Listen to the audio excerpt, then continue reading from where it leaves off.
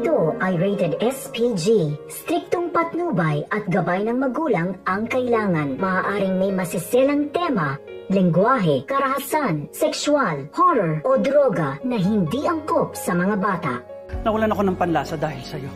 Guys, narito ang kakaabangan natin sa abot kamay na pangarap. Itong si Annalyn ay walang katapusan ang problema at marami na nga ang nagko-comment dito sa mga palabas ng abot kamay na langit kasi nga wala na daw katapusan itong paghihirap ni Annalyn. Sana naman ay may panahon din na para maging maligaya itong si Annalyn at matapos na nga ang kanyang paghihirap, lalo't lalo na may bago na namang problema itong si Annalyn kung saan ang kanyang pasyente ay ididimanda daw siya kahit na wala namang kasalanang si Annalyn.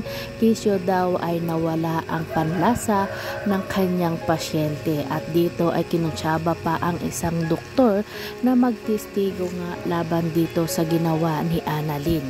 Pero ngayon pa man ay hindi pa rin pinababayaan nitong si Lolo Pepe at ang kanyang tiyahe na si Giselle itong si Annalyn. Andyan sila para kampihan at labanan kung ano man ang mga problema na ibinigay ng mga tao na naiinggit at nagagalit dito kay Annalyn.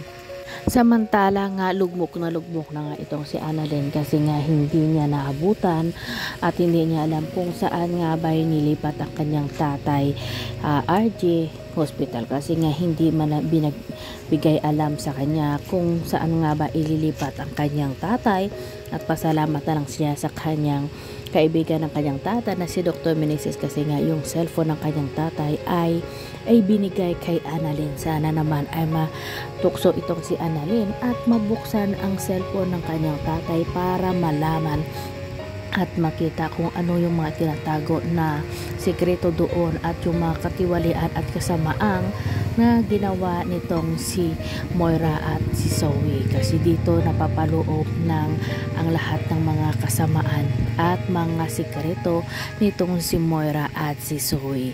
Kaya hintayin na lang natin guys kung ano nga ba sunod na mangyayari dito sa Apoy na Langit at sana nga ay matapos na ang paghihirap ni Annalyn kasi nga nakakaawa na yung kanyang sitwasyon. Lagi na lang siyang inaapi kung saan nga siya ang totoong tagapagmana ng Apex Medical Hospital pero siya pa yung inaapo ng mga taong gahaman sa pera gaya ni Moira at ni Zoe.